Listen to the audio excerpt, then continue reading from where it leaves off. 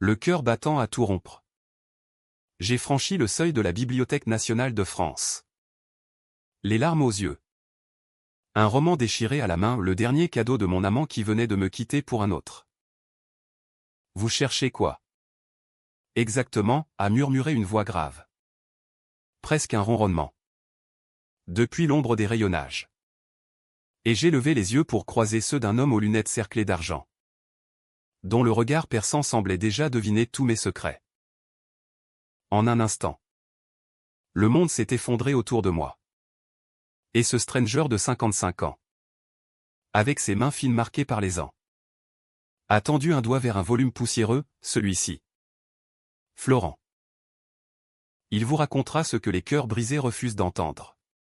Je m'appelle Florent Duval.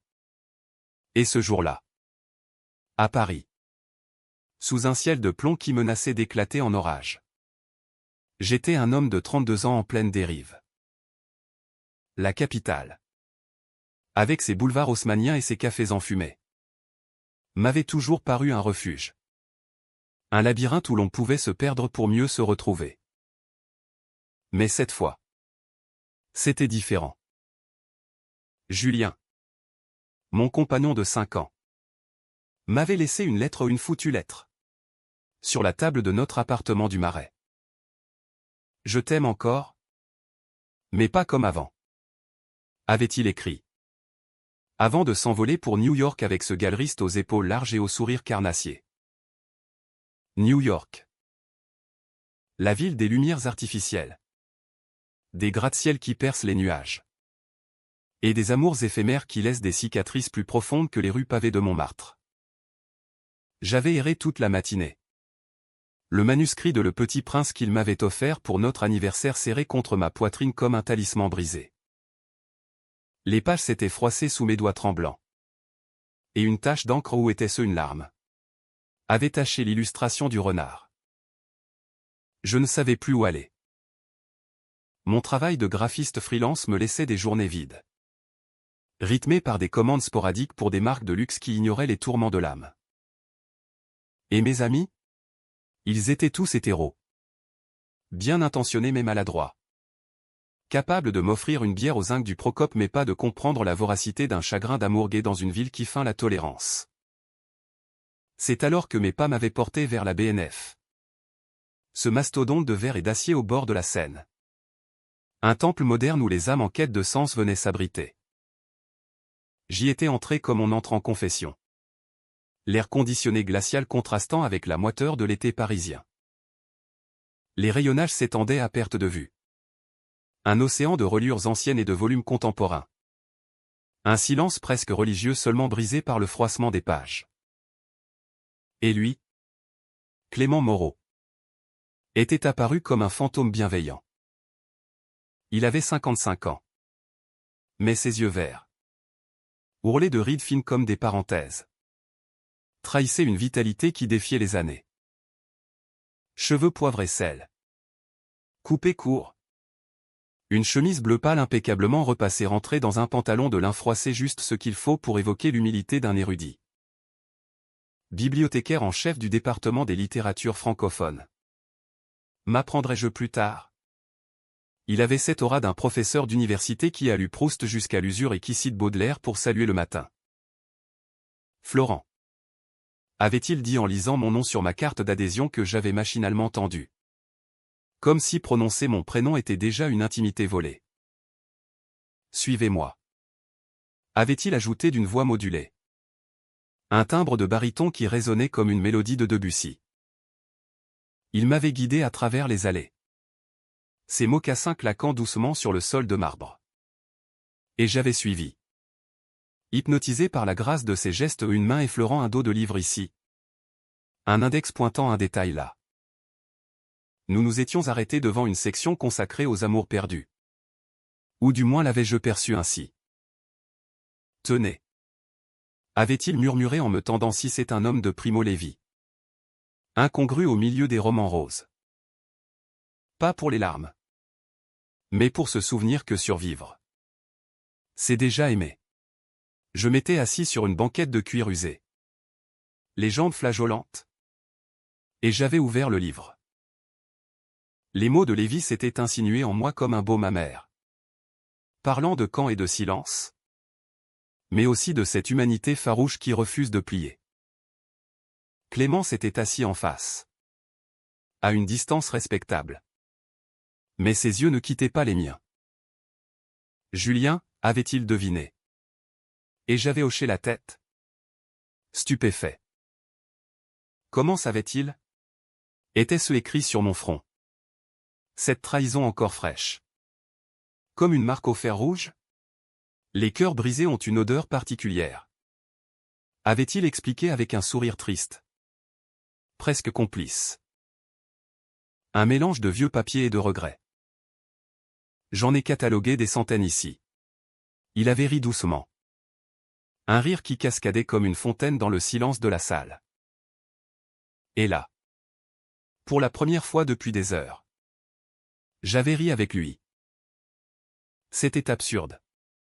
Pathétique même. Mais libérateur. Nous avions parlé haut. Comme nous avions parlé. De Paris sous la pluie. Des amours fugaces des expatriés américains qui venaient fouiller les archives pour des fantômes littéraires. De la façon dont la ville lumière pouvait être si cruelle avec ceux qui aimaient d'un amour non conventionnel. Clément m'avait raconté sa propre histoire. Par bribes. Comme on déroule un parchemin ancien. Veuf depuis 10 ans, son compagnon. Un peintre nommé Émile. Emporté par une leucémie fulgurante. Il avait trouvé refuge dans ces murs de livres. Les bibliothèques sont des cimetières d'histoires d'amour. Avait-il dit? Les doigts tambourinant sur la couverture du livre. Mais aussi des berceaux de nouvelles. J'avais écouté. Captivé. Sentant une chaleur inattendue monter en moi. Cet homme, avec ses 55 ans de sagesse accumulée, me regardait non pas comme un jeune homme en détresse, mais comme un égal. Un père dans la grande comédie humaine des désirs inavoués. L'orage avait éclaté dehors. Des trompes d'eau fouettant les vitres. Et la bibliothèque s'était vidée peu à peu. Restez. Avait-il insisté quand j'avais fait mine de partir. Les livres ferment plus tard que les cœurs. Nous avions migré vers son bureau. Une alcôve encombrée de manuscrits jaunis et de photographies en noir et blanc, Émile riant sur une plage normande. Clément plus jeune. Les cheveux noirs. Un éclat espiègle dans le regard. Là, autour d'un thé trop infusé, il m'avait prêté un recueil de poèmes de Verlaine. Soulignant d'une mine de crayon un vers, il pleure dans mon cœur comme il pleut sur la ville. C'était le début. Ou du moins, le début de ce que je n'osais pas encore nommer. En quittant la BNF ce soir-là, trempé jusqu'aux os par une averse soudaine, j'avais glissé le recueil dans ma veste. Et avec lui, le numéro de téléphone griffonné au dos, pour les nuits où les mots manquent. Clément. Paris. Ce soir-là, m'avait semblé moins hostile. Les lumières de Notre-Dame scintillaient à travers le voile de pluie. Et pour la première fois, je me sentais vraiment vu par un homme qui n'avait rien à prouver. Rien à conquérir. Mais l'amour, comme les orages, ne prévient jamais avant de frapper de plein fouet. Les jours suivants s'étaient écoulés dans un brouillard doux amer. Je travaillais chez moi. Dans mon petit atelier du Marais.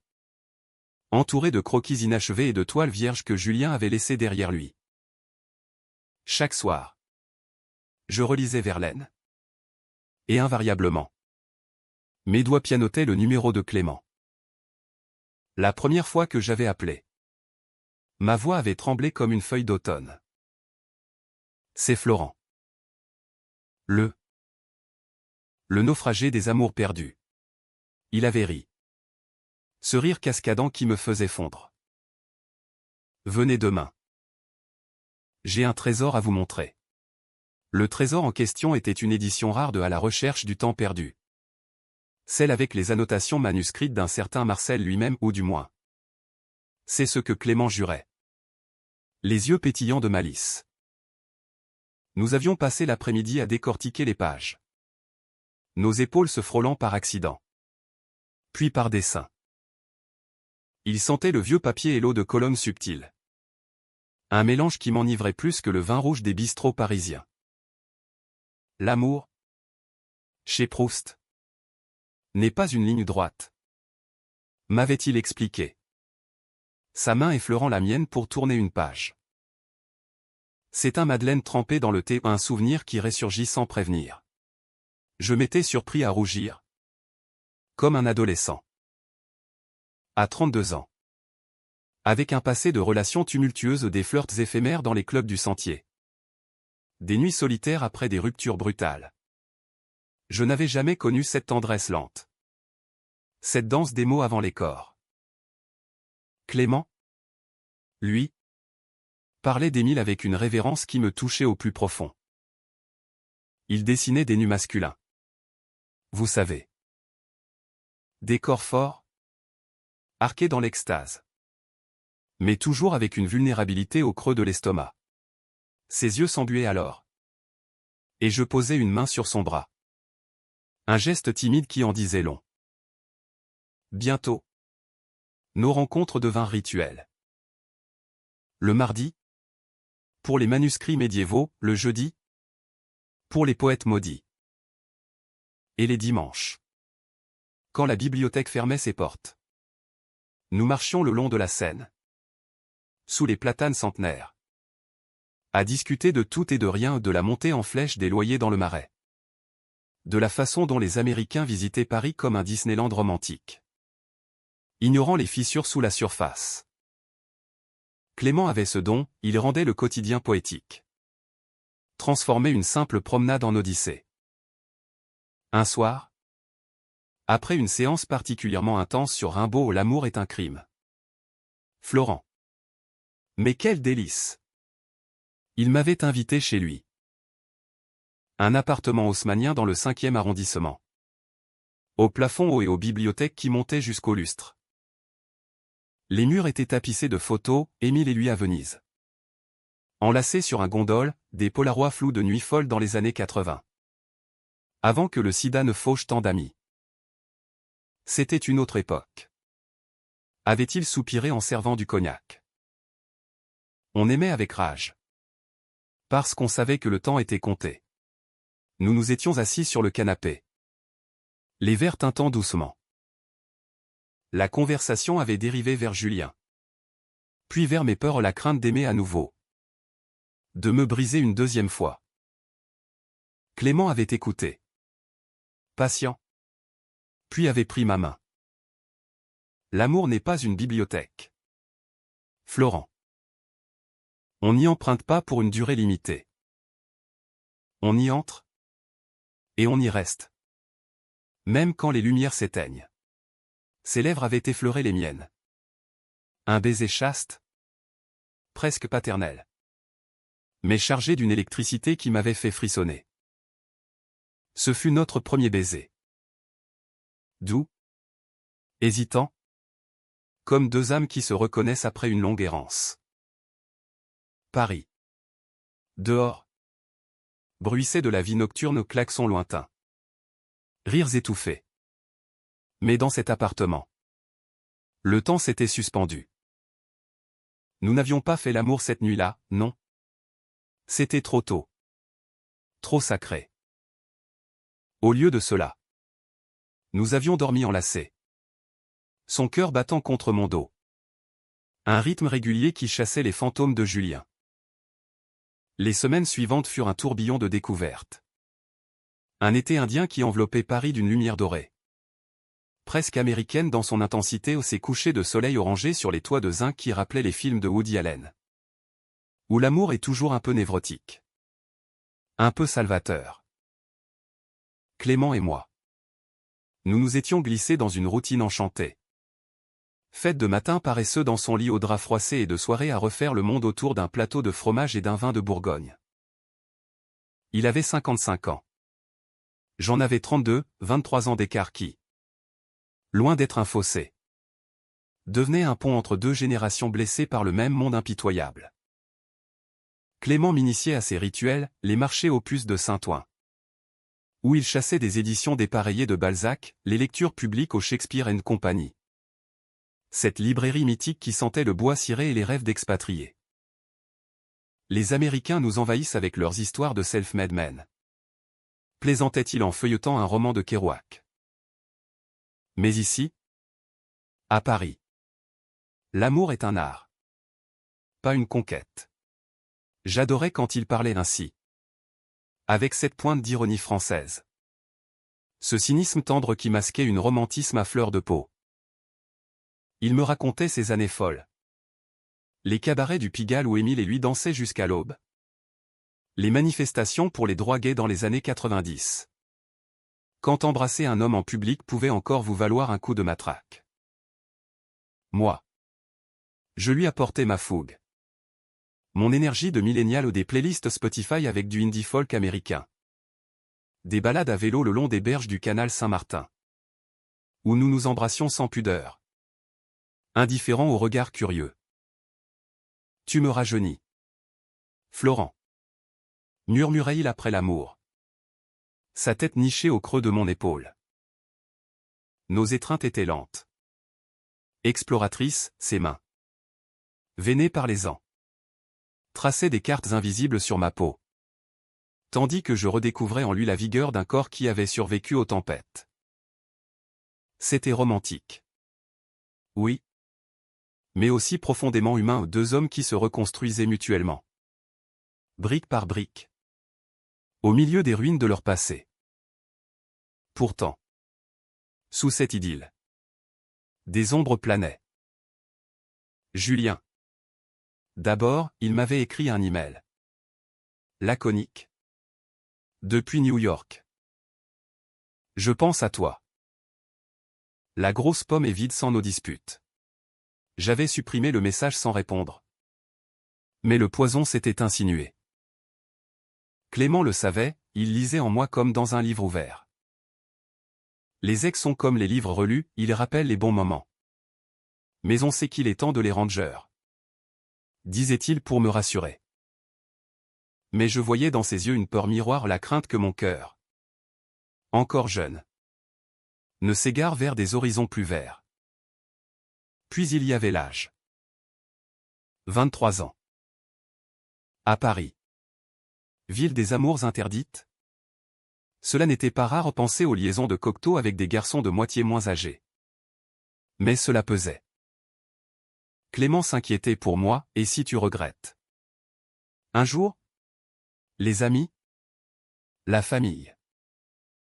Ils te verront comme le gigolo d'un vieux schnock. Je protestais. Bien sûr.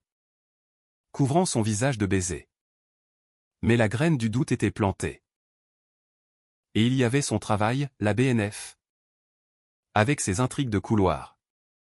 Ses collègues jaloux d'un bibliothécaire qui semblait avoir tout la sagesse. Le charisme. Et maintenant.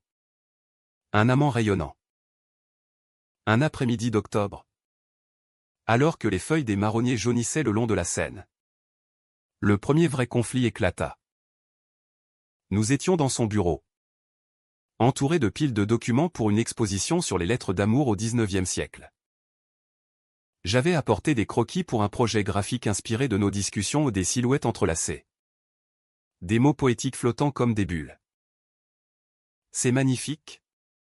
Florent. Avait-il dit. Mais sa voix sonnait faux. Distante. Puis. Comme un orage qui gronde, mais est-ce que c'est pour moi? Ou pour ton portfolio? Pour impressionner tes clients branchés du Marais. J'avais reculé. Blessé.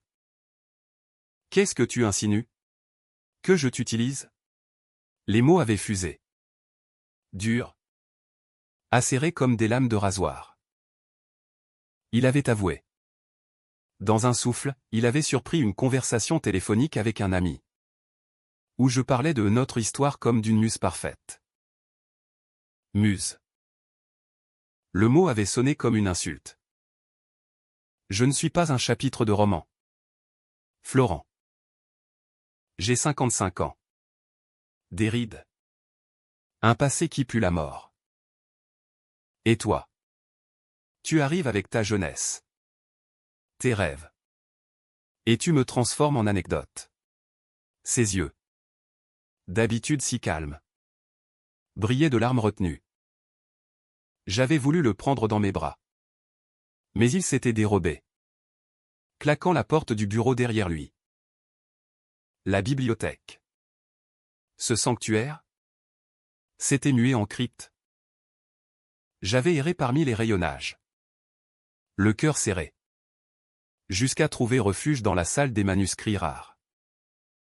Là, assis par terre, j'avais ouvert au hasard un volume d'Apollinaire, et nous serons toujours ensemble tant que nos deux cœurs battaient. Ironie cruelle. Quand Clément était revenu, des heures plus tard, nous nous étions réconciliés dans un baiser fiévreux, contre une étagère qui menaçait de s'effondrer sous le poids des volumes. Pardonne-moi, avait-il murmuré. La peur est un vieux loup qui hante mes nuits. Mais ce n'était qu'un avant-goût.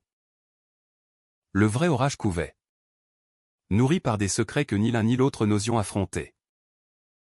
Clément? Je le découvrais peu à peu. Caché une ombre, un fils, issu d'un mariage de façade dans les années 70.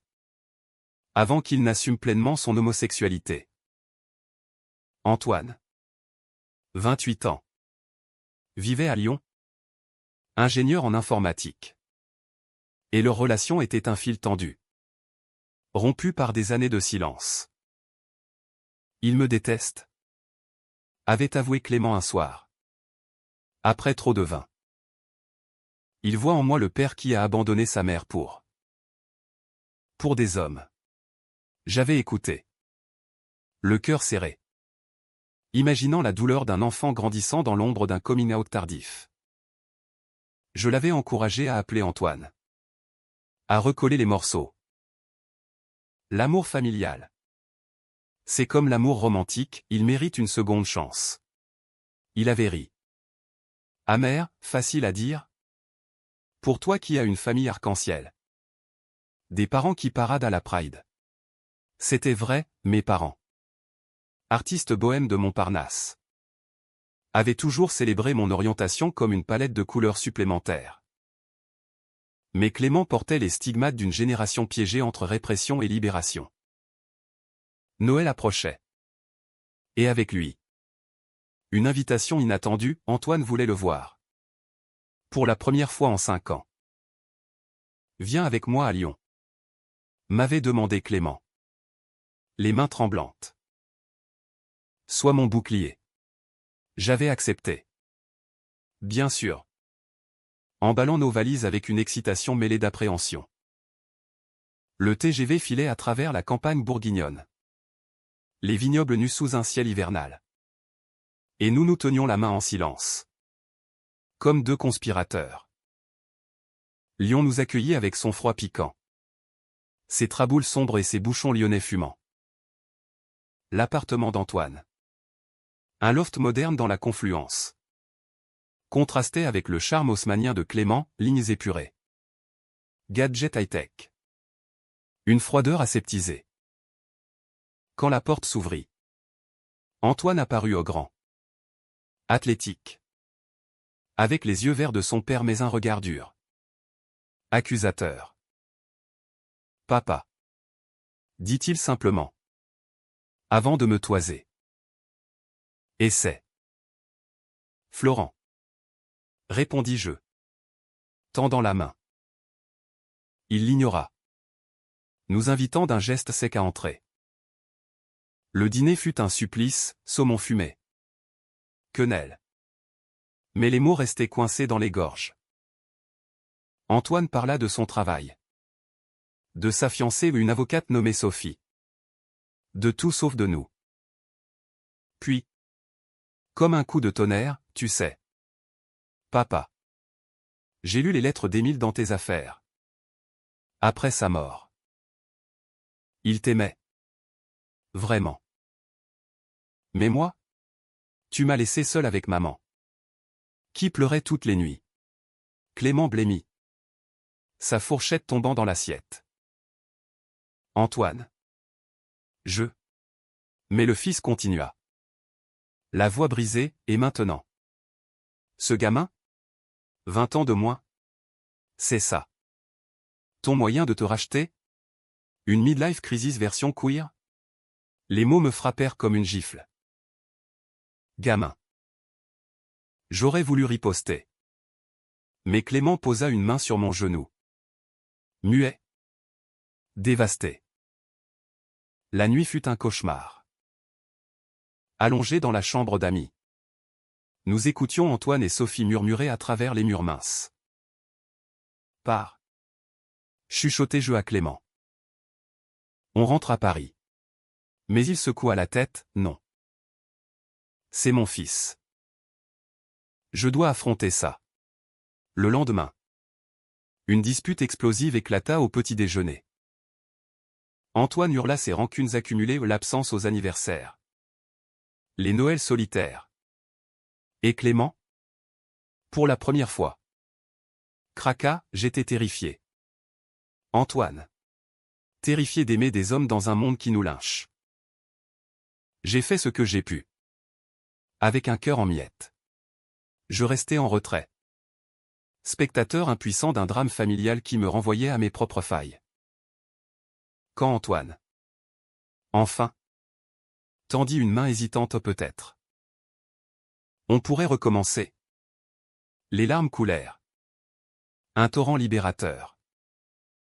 Nous repartîmes pour Paris avec une promesse fragile, des appels hebdomadaires. Une visite à Pâques. Dans le train. Clément s'endormit contre mon épaule. Et je sentis, pour la première fois, que notre amour n'était pas seulement romantique, mais salvateur, un fil qui rapiéçait les déchirures du temps. Pourtant, le destin, ce farceur cruel, avait d'autres plans. De retour à Paris. Un appel de New York brisa l'équilibre, Julien. De passage pour une expo. Voulait me voir. Juste pour clore le chapitre. Jura-t-il au téléphone. Clément? Magnanime. Insista, va. Et reviens-moi entier. J'y allais. Le cœur lourd. Dans un café du quartier latin bondé de touristes américains hilars. Julien était là. Plus beau que jamais. Avec son accent parisien teinté de Manhattan. Ses yeux implorants. Je me suis trompé. Florent. Cette ville me bouffe l'âme sans toi. Les mots que j'attendais. Ceux qui auraient dû me faire fondre. Mais au lieu de cela. Je vis Clément en ses rides. Son rire. Sa main calleuse sur la mienne. C'est fini? Julien. Dis-je calmement. J'ai trouvé mieux qu'un mirage. Il partit. Furieux. Me traitant de traître sentimental. Je rentrai chez Clément. Victorieux. Et nous fîmes l'amour avec une urgence nouvelle. Comme pour sceller un pacte. Hélas. La trahison guettait. Tapis dans l'ombre. 2 semaines plus tard. Alors que nous préparions un voyage à Deauville pour nous ressourcer. Comme Émile et moi autrefois. Je tombai sur un email ouvert sur l'ordinateur de Clément. De la part d'un certain Marc. Un ancien collègue de la BNF, rendez-vous ce soir? Comme au bon vieux temps. Antoine n'en saura rien. Mon sang se glaça. Marc? Un amant? Et Antoine impliqué comment? Le monde bascula en un instant. Comme si Paris elle-même, avec ses façades impeccables, révélait soudain ses fissures béantes. J'avais fouillé. Bien sûr, un réflexe de jalousie mêlé à la peur. Cette peur viscérale que l'amour, si chèrement conquis, ne soit qu'un leurre. Les emails s'enchaînaient. Discrets mais accablants, des rendez-vous dans des hôtels discrets du 7e arrondissement. Des mots tendres signés ton M. Datant de l'année précédente. Marc. 48 ans. Conservateur au Louvre. Un homme aux tempes grisonnantes et au sourire de requin. Selon les photos volées sur LinkedIn. Et pire, des allusions à Antoine.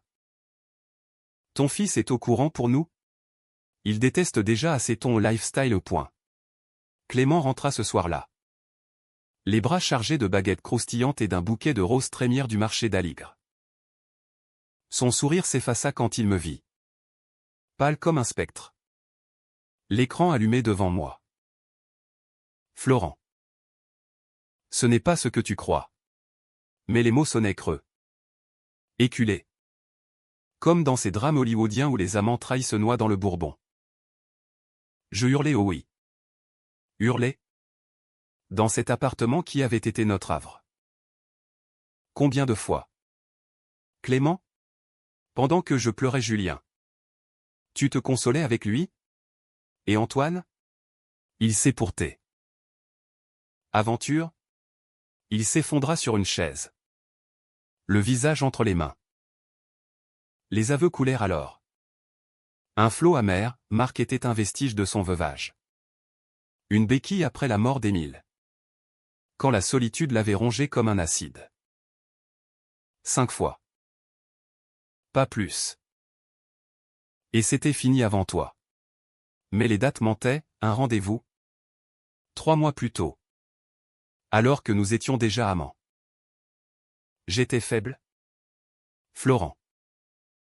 La peur de l'âge. De ne plus être désirable. Marc flattait mon ego. Rien de plus. Rien de plus? J'aurais ri si mon cœur n'avait pas saigné. La nuit fut un chant de mine. Je dormis sur le canapé. Écoutant Clément sangloter dans la chambre. Ces murmures de « pardonne-moi » traversant les murs comme des fantômes. Au matin. Je partis sans un mot. Errant dans les rues de Paris comme un somnambule. Le Marais. Ce quartier gai si fier. Me parut soudain hostile, les vitrines des sex-shops ricanaient. Les couples enlacés sur les terrasses me narguaient. Je finis par la BNF. Ironie du sort. Cherchant refuge dans les rayonnages qui nous avaient unis. Là. Parmi les volumes de Sartre sur l'enfer des autres. Je pleurais aux des larmes rageuses. Qui trempèrent les mots. Ce récit d'enfance où l'amour filial est une illusion. Clément m'appela des dizaines de fois. Des messages vocaux où sa voix. D'habitude si assurée. Se brisait, je t'aime. Florent. Vraiment.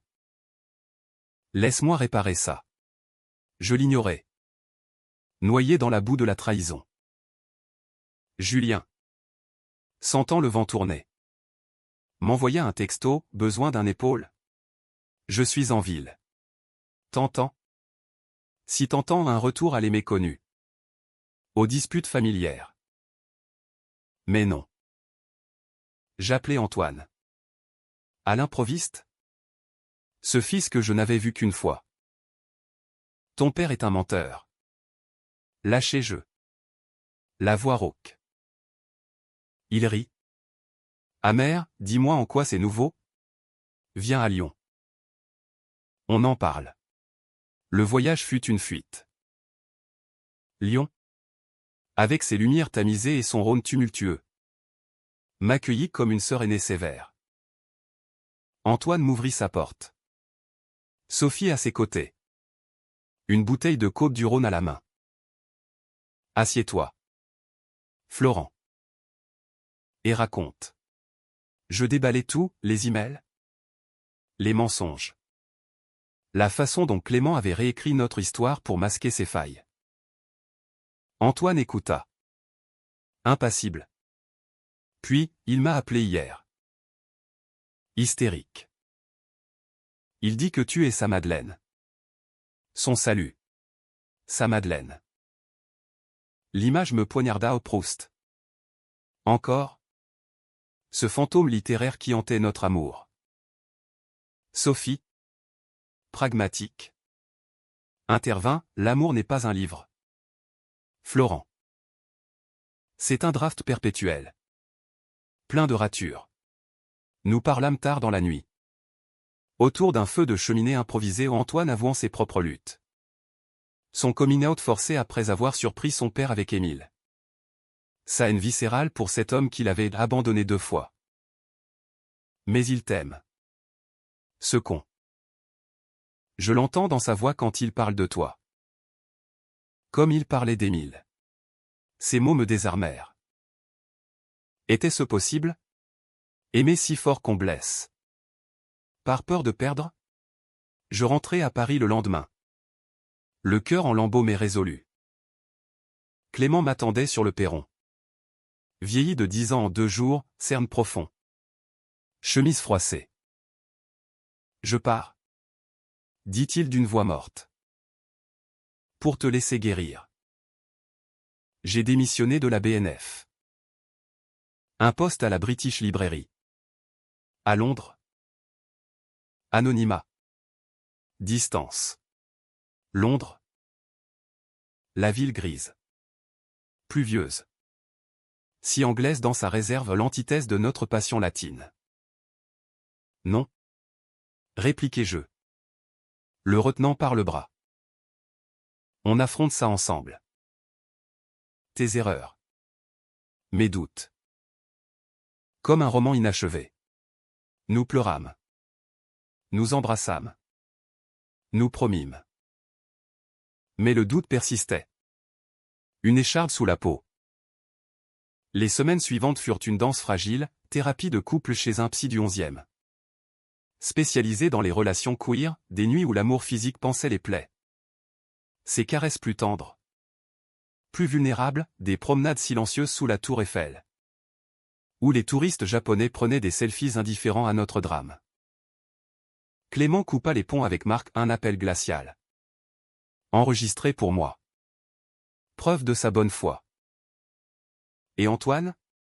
Il nous invita à dîner. Un geste d'Olivier. Pour la famille recomposée. Blaga-t-il. Serrant Clément dans ses bras pour la première fois depuis des lustres. Pourtant. Le chaos trao-guettait. Nourri par un hasard cruel. Une expo à la BNF, Amour interdit, littérature queer du XXe siècle. Clément, encore en poste pour la transition, m'avait supplié d'y venir comme invité d'honneur un graphiste qui avait conçu les affiches. Inspiré de nos nuits. La salle était bondée, intellectuels barbichus. Activistes tatoués.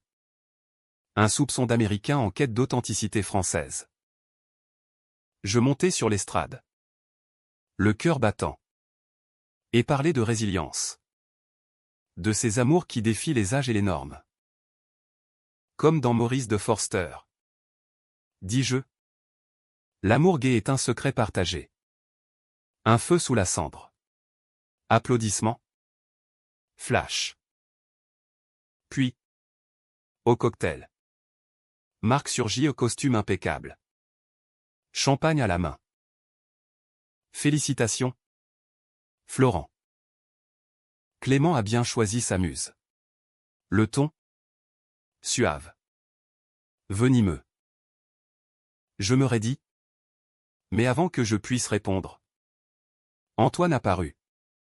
Flanqué de Sophie. Toi. Grogna-t-il à Marc.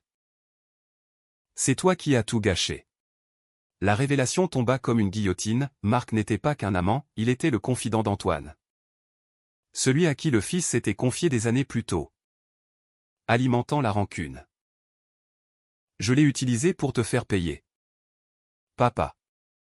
Avoua Antoine. Livide. Et Marc. Il a profité de ta vulnérabilité. Le scandale éclata en murmures. Puis en cris étouffés. Clément? Blême? Affronta Marc, sors d'ici. Et ne reviens jamais. Puis. À Antoine, pourquoi? Mon propre fils. Antoine s'effondra. Les larmes coulant, j'étais en colère. Contre toi. Contre le monde. Mais Florent. Il t'a sauvé. Et moi aussi. Peut-être. La salle se vida dans un chaos discret, laissant notre petit groupe au Clément. Moi. Antoine. Sophie comme des naufragés sur une île déserte. Cette nuit-là. Dans l'appartement. Nous parlâmes jusqu'à l'aube. Pas de sexe. Pas de récrimination, juste des vérités nues. Clément avoua sa lâcheté. Antoine sa manipulation. Moi mes insécurités. L'amour. C'est ça. Conclut Clément. Épuisé mais serein. Un bordel magnifique. À la française avec du vin rouge et des regrets exquis. Nous rîmes. Enfin. Un rire cathartique qui lava les poisons. L'hiver s'installa sur Paris comme un manteau de velours gris, étouffant les rues d'une brume qui rendait les lumières des bistrots encore plus chaleureuses. Après le scandale de l'Expo. Notre trio au Clément. Antoine et moi se mua en quatuor avec Sophie. Une famille improbable forgée dans le feu des confessions. Les dimanches devinrent sacrés, brunch au pain quotidien du Marais. Où Antoine taquinait son père sur ses vieux airs de prof. Et où je dessinais des caricatures sur les serviettes en papier. Tu ressembles à un mélange de Woody Allen et de Jean Marais. Plaisantais-je avec Clément. Qui feignait l'offense avant de m'embrasser sur la tempe. La guérison fut lente. Comme un vin qui mûrit en cave. Clément refusa le poste à Londres au Paris et ma Madeleine. Et toi monté. Optant pour un rôle de consultant freelance à la BNF. Plus flexible. Plus humain. Moi. Je signai un contrat avec une galerie du 6e pour une série d'œuvres inspirées de nos amours recomposés, des toiles ou des silhouettes entrelacées émergeaient de pages de livres déchirés. Baigné d'une lumière à la fois française et américaine, ce glow hollywoodien sur fond de scène. Les critiques adorèrent, Duval capture les sens queer de Paris, romantique. Tourmentée. Résiliente. Mais le vrai test vint avec le printemps. Quand Julien réapparut. Plus déterminé que jamais. Il avait quitté le galeriste new-yorkais à un mirage. Comme toi l'as dit. Et il bombarda mon téléphone de messages, photos de Central Park enneigé. Citation de Midnight in Paris. Promesse de le deuxième acte. Clément. Magnanime jusqu'à l'excès. Insista pour le rencontrer, affronte ton passé. Florent. Sinon. Il nous entra. Nous nous vîmes dans un café du Palais Royal. Sous les arcades élégantes où les feuilles des orangers dansaient dans la brise. Julien était changé, plus mûr. Les traits durcis par l'échec transatlantique. Je t'ai perdu parce que j'avais peur de l'engagement. Avoua-t-il. Les yeux dans les miens. Avec lui ce vieux bibliothécaire. Tu as trouvé la stabilité? Ou juste un pansement? Les mots piquèrent. Mais je tins bon. Clément m'a donné plus que de la stabilité. Il m'a donné de la vérité. Toi. Tu m'as appris à souffrir. Il partit. La tête basse. Mais pas sans une dernière pique, dommage. On aurait pu être le couple parfait. Version française de Brokeback Mountain. Je rentrai à Clément. Le cœur alourdi mais clair. Nous marchâmes ce soir-là le long des quais. Main dans la main. Indifférent au regard. Merci. Murmurai-je. Pour me laisser choisir. Il sourit. Ce sourire ridé qui me faisait chavirer, l'amour n'est pas une cage. Florent. C'est une bibliothèque ouverte, tu empruntes. Tu rends. Tu grandis. Nous fîmes l'amour sous les étoiles filtrant à travers les voilages.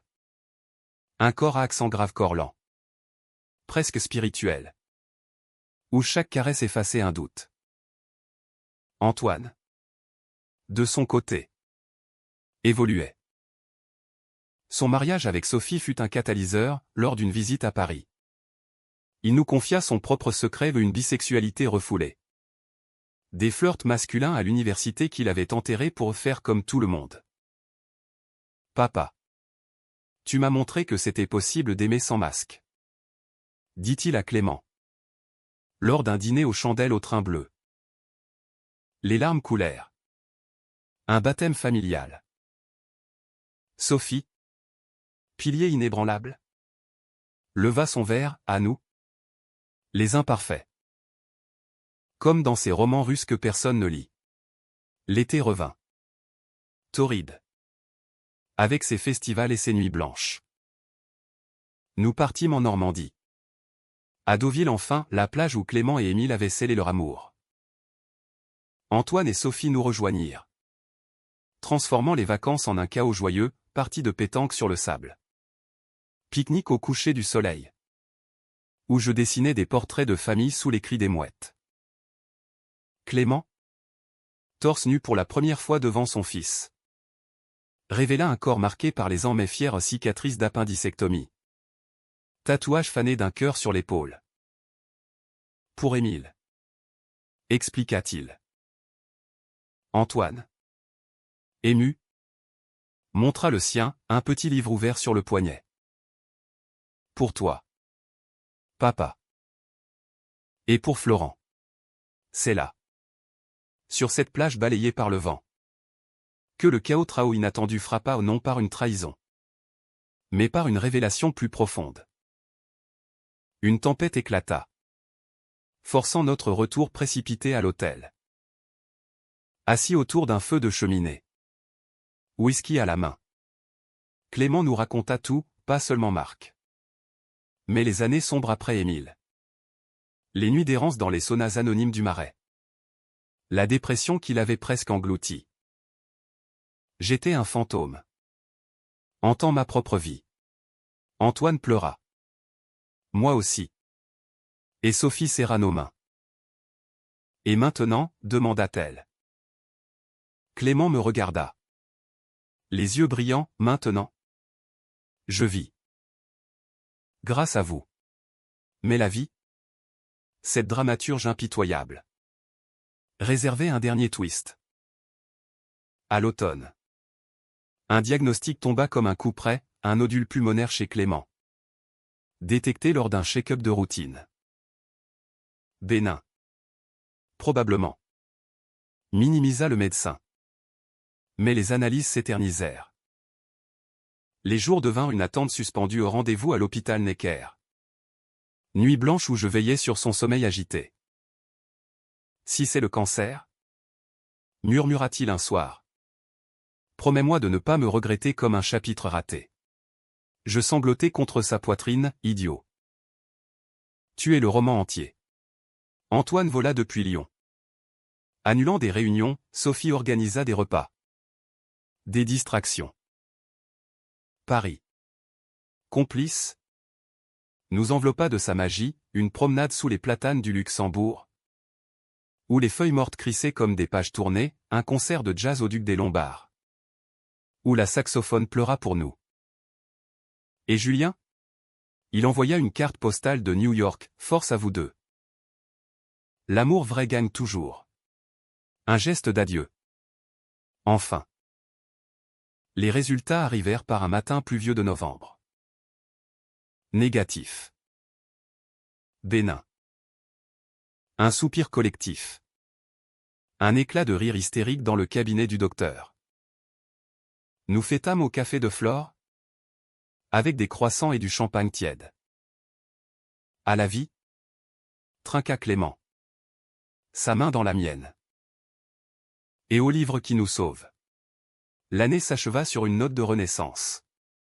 Comme si Paris, lassé de nos tourments, nous offrait un épilogue Clément. Clément reprit du service à la BNF. Non plus en chef austère mais en mentor bienveillant. Organisant des ateliers sur la littérature queer pour les jeunes pour qu'ils n'aient pas à creuser comme nous dans les marges. Moi. Mon exposition fit un tabac, vendu à des collectionneurs américains qui y voyaient l'âme de Paris revisitée à la sauce Brooklyn. Antoine et Sophie annoncèrent une grossesse à un petit queer en herbe. Peut-être. Et nous devînmes les oncles fous. Prêts à noyer l'enfant sous des éditions illustrées de Le Petit Prince. Notre amour. À Clément et moi. Mûri en quelque chose de plus grand, pas la passion volcanique des débuts, mais une tendresse profonde. Humaniste, qui embrassait les failles comme des médailles. Nous voyageâmes un week-end à Amsterdam, sous les canaux bordés de vélos, où nous visitâmes la maison d'Anne Frank et pleurâmes pour les amours étouffés, un saut à New York. Ironie du sort. Où Julien nous offrit un dîner gêné mais sincère dans un loft de Chelsea. Vous êtes beaux ensemble. Concéda T-il. Levant son Manhattan. Comme un film de Linklater. De retour à Paris. Nous adoptâmes un rituel, chaque anniversaire. Une chasse au trésor dans la ville. Des indices glissés dans des livres de la BNF menaient à des lieux chargés ou le pont des Arts pour notre premier baiser. Le café où Julien m'avait largué pour un café amer. Pour exorciser les fantômes. Expliquait Clément. Et ça marchait, les ombres s'estompaient, laissant place à une lumière claire. Presque américaine dans son optimisme, ce Happily Ever After teinté de réalisme français. Où le happy ne rime pas avec facile, mais avec effort. Un soir de printemps. Sous un ciel étoilé filtrant à travers les branches des Tuileries.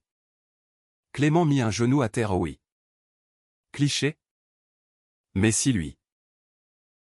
Pas d'anneau tapa accent grave l'œil. Mais un marque-page ancien. Gravé de nos initiales entrelacées. Épouse-moi. Florent. Pas pour la loi, on l'a depuis 2013. Mais pour l'histoire. Je ris. Les larmes aux yeux, oui. Pour toutes les histoires qu'on écrira encore. Antoine fut notre témoin.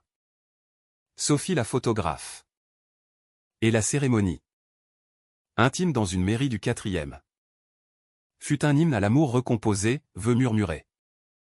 Rires étouffés. Un baiser qui scella 23 ans d'écart en une éternité. La vie continua. Avec ses bosses une commande qui capotait. Une dispute sur le linge sale. Une visite à la tombe d'Émile à Père-Lachaise. Où je déposai une rose et murmurai un merci pour lui. Mais aussi ses joies, le baptême du petit Jules. Aux yeux verts comme son grand-père, une publication commune. Un essai sur l'amour queer dans la littérature contemporaine. Préfacé par un critique du Monde. Et toujours. Ces nuits où, enlacés, nous lisions à voix haute du Whitman pour l'audace américaine. Du Gide pour l'introspection française. Aujourd'hui. À 33 ans. Je regarde Clément dormir. Sa respiration régulière comme un métronome. Il a 56 ans. Des cheveux plus blancs. Mais son regard reste ce phare qui m'a guidé ce jour-là. Dans la bibliothèque. Paris. Dehors. Plus de sa vie éternelle au klaxon. Rire. La scène qui charrie ses secrets. Et moi. Je sais, il m'a aidé à trouver bien plus que des livres. Il m'a fait trouver un foyer. Une famille. Un amour qui défie les tempêtes. Car au fond, dans cette ville de lumière et d'ombre, l'amour gai n'est pas une exception. C'est l'essence même de l'humain, fragile, résilient, profondément romantique. Et nous, Clément et Florent, en sommes la plus belle preuve d'un chapitre inachevé. Mais radieux.